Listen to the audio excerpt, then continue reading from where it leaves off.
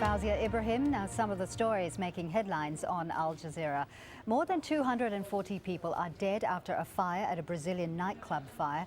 Police in the southern town of Santa Maria say many of the victims died of suffocation or were trampled to death. I think so.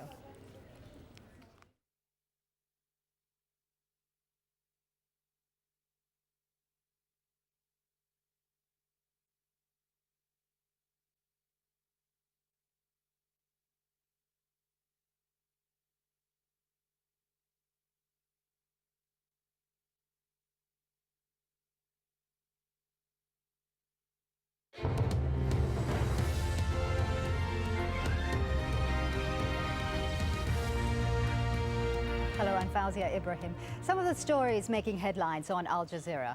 More than 240 people are dead after a fire at a Brazilian nightclub. Police in the southern town of Santa Maria say many of the victims died of suffocation or were trampled to death in the rush to get out. It's believed the blaze was started by a firework display during a live music performance. The Egyptian military has been deployed in Port Said after riots broke out during funerals. The ceremonies were held for more than 30 people killed in clashes sparked by the handing down of death sentences to members of a local football team. Rawia Rage has more from Port Said.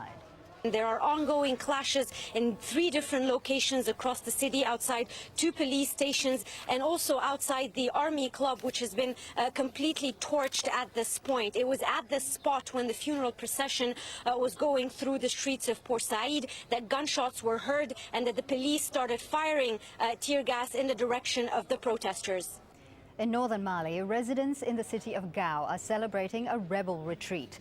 French and Malian military troops forced the rebels from the airport and the only bridge leading to the strategic city. Meanwhile, French and Malian troops are now heading north to take on rebels in Timbuktu.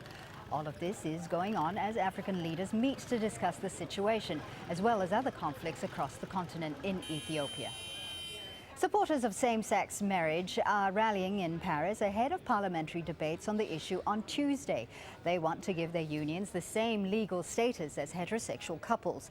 2 weeks ago, hundreds of thousands marched through the capital against the proposed plan. And you can find the latest on all those stories and more at aljazeera.com.